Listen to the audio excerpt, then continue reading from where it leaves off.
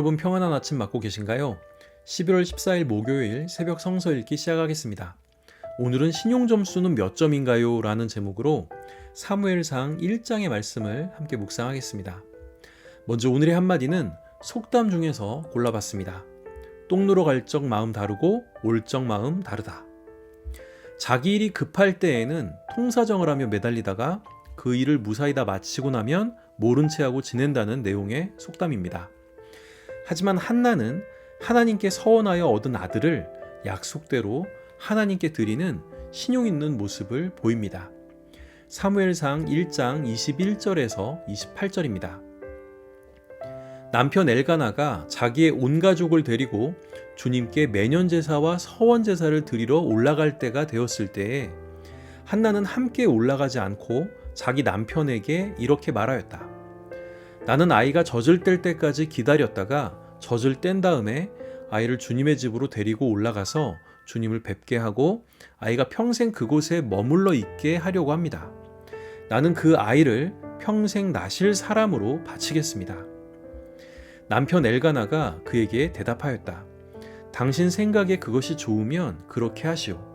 그 아이가 젖을 뗄 때까지 집에 있으시오. 주님께서 당신의 말대로 이루어 주시기를 바라오. 그래서 그의 아내는 아들이 젖을 뗄 때까지 집에 머무르면서 아이를 길렀다. 마침내 아이가 젖을 떼니 한나는 아이를 데리고 3년 된 수소 한 마리를 끌고 밀가루 한 에바와 포도주가 든 가죽 부대 하나를 가지고 실로로 올라갔다. 한나는 어린 사무엘을 데리고 실로에 있는 주님의 집으로 갔다.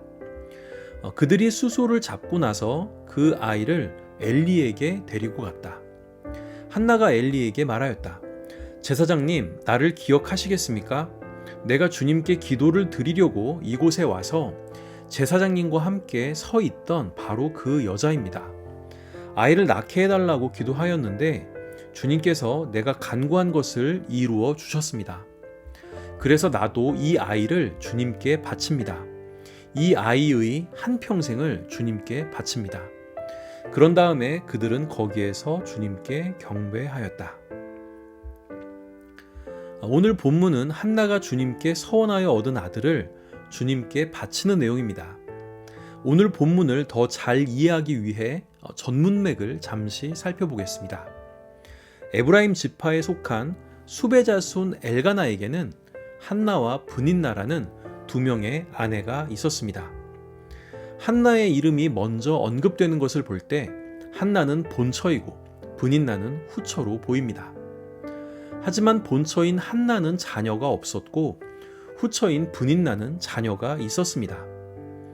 엘가나는 신실한 사람인지라 그의 가족은 매년 실로에 올라가 주님께 제사를 드렸습니다. 제사 음식을 나눠 먹을 때 엘가나는 한나를 사랑하여서 그녀에게 두 몫을 주었지만 브닌나는 임신을 못하는 한나를 괴롭히고 괄시했다고 합니다. 그래서 한나는 제사 음식에 입도되지 않고 울며 기도했고 한나는 주님의 전에서 다음과 같이 서원하기에 이릅니다.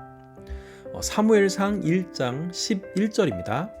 만군의 주님, 주님께서 주님의 종의 이 비천한 모습을 참으로 불쌍히 보시고 저를 기억하셔서 주님의 종을 잊지 않으시고 이 종에게 아들을 하나 허락하여 주시면 저는 그 아이의 한평생을 주님께 바치고 삭도를 그의 머리에 대지 않도록 하겠습니다. 이러한 서원기도 후 임신을 하게 된 한나는 아이를 낳고 아이의 이름을 사무엘이라 짓습니다. 이제 오늘 본문입니다.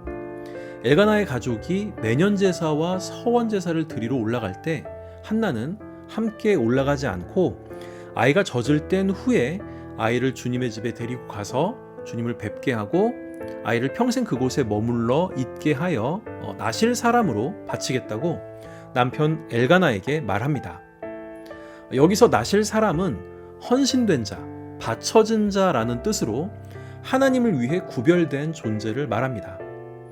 엘가나는 한나의 의견을 존중하여 아이가 젖을 뗄 때까지 집에 있으라고 이야기합니다.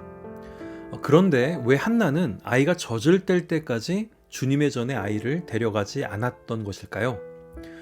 고대 이스라엘에서 갓난아이가 젖을 먹는 기간은 3년 정도로 꽤나 길었습니다. 이 기간 동안 아이는 엄마의 도움 없이는 아무것도 하지 못합니다. 따라서 성전에 보낸다 한들 헌신은커녕 짐만 되겠지요. 젖은 누가 주고 기저귀는 누가 갈아줍니까? 따라서 한나는 아이가 젖을 뗄 때까지 아이를 돌보며 아이가 주님께 헌신할 수 있도록 준비를 시킨 것으로 볼 수 있습니다.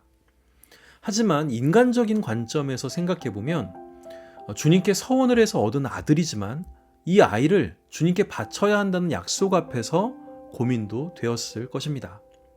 그래서 아이가 젖을 뗄 때까지 약 3년이라는 기간 동안 아이에게 평생 줄 사랑을 엑기스로 담아 주었을 것입니다.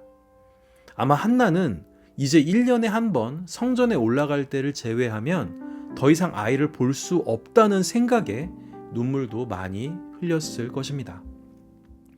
그럼에도 불구하고 한나는 주님과의 약속을 지킵니다. 아이가 젖을 떼자 아이와 함께 여러 가지 제물을 가지고 주님의 전에 올라가 주님께 제사를 드립니다. 그리고 자신의 서원을 듣고 축복을 해주었던 엘리 제사장에게 가서 이 아이가 바로 하나님께 서원을 해서 얻은 아이라고 밝히고 이 아이를 주님께 바칩니다. 이 아이의 한평생을 주님께 바칩니다 라고 말하며 엘리 제사장과 함께 주님을 경배한 후 돌아왔다고 합니다. 이제 우리 이야기로 돌아와 보겠습니다. 우리는 간절히 원하는 것이 있을 때 하나님께 서원 기도를 하곤 합니다. 원하는 것이 이루어지지 않았을 때는 그것을 얻으려는 마음이 너무나 커서 감당하지 못할 서원을 남발하기도 하지요. 하지만 원하는 것이 이루어졌을 때 서원의 내용을 지키는 것은 또 다른 문제로 다가옵니다. 내가 서원에서 이루어진 것이 맞나? 다른 이유 때문에 이루어진 것일 수도 있는데 꼭 약속을 지켜야 하나? 등의 사탄의 속삭임이 이때부터 시작되죠.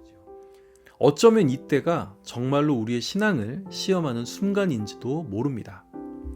이 순간 우리는 눈을 딱 감고 한나처럼 주님께 서원한 약속을 이행하는 것이 필요합니다.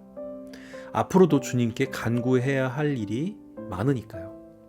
똥누로 갈 때의 마음과 올 때의 마음이 한결같은 신용 있는 우리 모두가 되기를 기도합니다. 함께 기도하겠습니다. 하나님, 저희가 급할 때는 하나님을 찾다가도 그 일이 해결되면 언제 그랬냐는 듯 하나님을 외면합니다. 저희의 얄팍함을 용서해 주세요.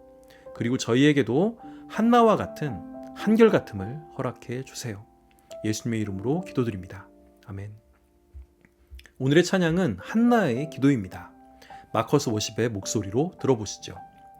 새벽 성서 읽기는 기장 총회 교육국이 만드는 말씀과 삶을 교재로 합니다. 저는 다음 주 화요일에 다시 찾아뵙겠습니다. 감사합니다.